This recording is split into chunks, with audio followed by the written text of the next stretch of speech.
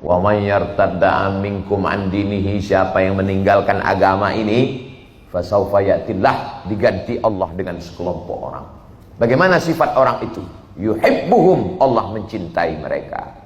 Ketika cinta itu ditanamkan Allah ke dalam hati mereka, mereka mencintai Allah. Dan Allah kasih tahu sama Jibril, wahai malaikat Jibril, tanamkan cinta kepada umatku sehingga umatku mencintai mereka. Akhirnya umat itu mencintai mereka, mengirimkan apa yang ada pada mereka. Berdirilah Masjid Kapal Munzalan, berdirilah Masjid Joko Karian, berdirilah pesantren Merapi Merbabu, berdirilah usaha-usaha kuliner bersatu. Bismillahirrahmanirrahim. Assalamualaikum warahmatullahi wabarakatuh.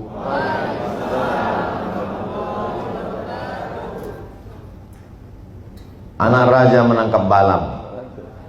Balam ditambat di tengah laman. Dari bunyi sambutan salam, nampaknya jamaah belum sarapan. Pripun kabare Bapak Ibu semua, ati muga-muga sing melu acara iki padha kabeh sugih, waras, mlebu nang surga, rabi, sing urung rabi, sing wis ya istiqomah insyaallah, alaiha nahya wa alaiha namut. Amin ya rabbal. Kenapa Ustadz Somad itu selalu jalan dengan Ustadz Lukman dan Ustadz Salim? Ada apa di antara mereka? Ini jamaah inti ring 1 mesti bisa menjelaskan. Jangan sampai ada dusta di antara kita. Ada orang yang ceramahnya lantang, ngomongnya luar biasa. Salat berjamaah di masjid, mari ramaikan masjid, mari makmurkan masjid. Tapi begitu kita sampai ke tempatnya, si Anu pernah ke masjid. Pernah Pak Ustadz, dulu waktu, ya kami pun lupa. Jadi Ustadz Lukman itu rutinitasnya di Masjid Kapal Munzalan dari habis subuh sampai waktu duha di masjid, dan rumahnya di belakang masjid. Nggak usah kita sebut itu Ustaz. Ustadz Salim Afillah memang berawal dari Masjid Kapal, Masjid Joko Karian. Jadi saya melihat mereka ini lebih banyak amalnya daripada ceramahnya. Itu yang membuat saya tertarik. Tolong disimpulkan poin-poin ini, nanti akan masuk dalam UAS ujian akhir semester. Ada orang cerita tentang kesederhanaan.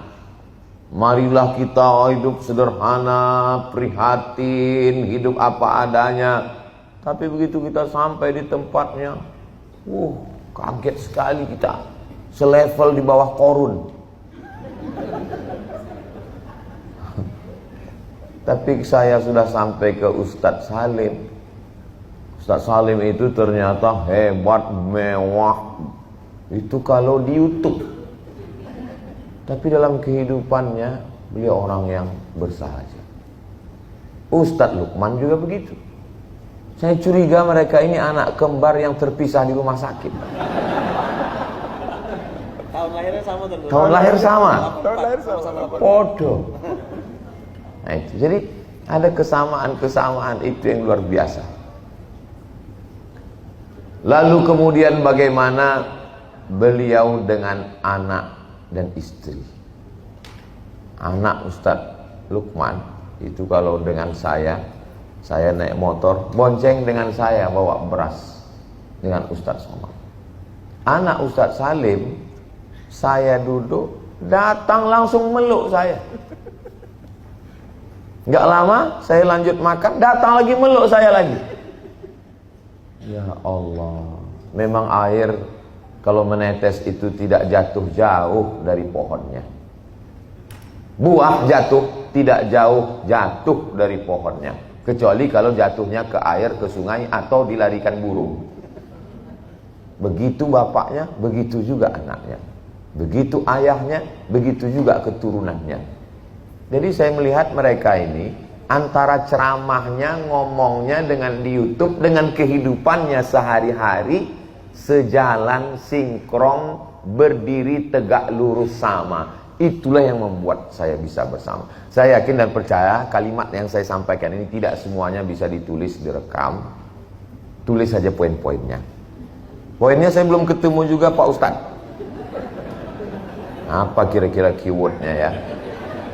Sesuai ngomong dengan ceramah. Itu poin yang satu. Banyak orang nggak sesuai. India, negara India, itu lebih banyak ngomong daripada kerja. Lebih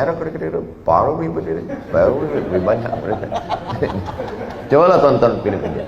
Lagunya 7 menit. Iya.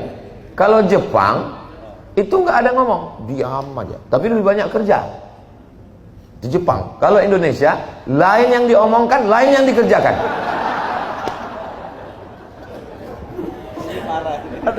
Ini parah ini. Parah. Saya menemukan mereka ini lebih banyak kerjanya daripada ngomongnya, dan yang diomongkannya itu sudah diamalkannya duluan. Dari keluarganya, dan yang paling penting istrinya satu. Saya nggak tahu apakah mereka ini setia atau takut, wallahu a'lam. Karena memang sulit kita membedakan antara setia dengan takut. Tapi kalau dilihat dari wajahnya yang cerah, itu memang setia. Kalau orang yang takut itu kelihatan kerutan-kerutannya. Saya waktu tausiah di Malaysia, pas lagi makan, ada bapak-bapak nanya, Ustadz boleh nanya? Boleh. Tapi suaranya pelan.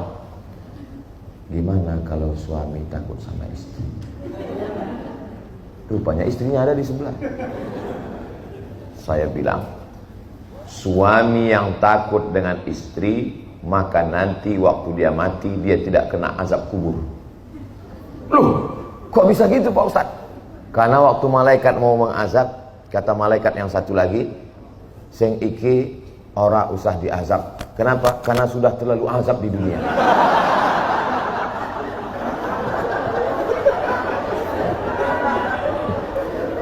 Dan saya yakin di sini tidak ada. Kenapa? Ketawa mereka lepas. Itu menunjukkan mereka ini semua keluarganya sakinah mawaddah. Sampai mana bahan tadi? Itu poin yang pertama kenapa saya bisa berjalan bersama dengan mereka. Yang kedua, saya ini orangnya halus, Ibu, Bapak. Memang kalau ngomong saya, Ustaz Somad itu Ustaz radikal, kepala kau kena pukul.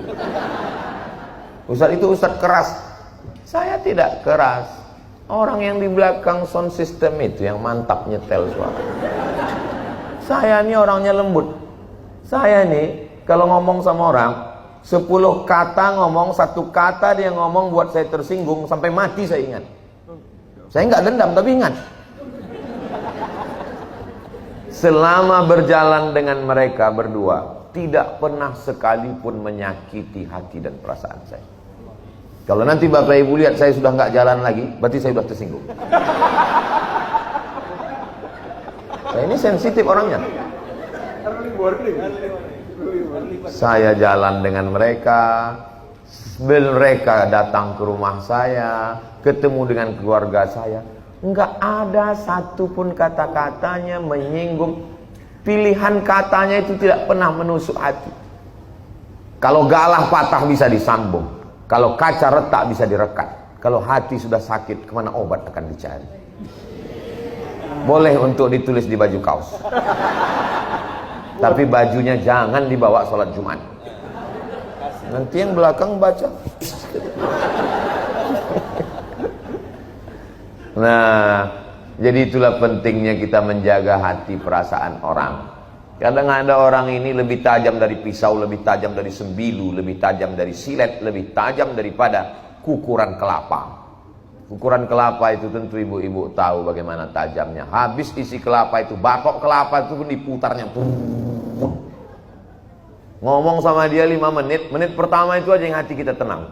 Masuk menit kedua, jantung koroner naik, diabetes naik, gula darah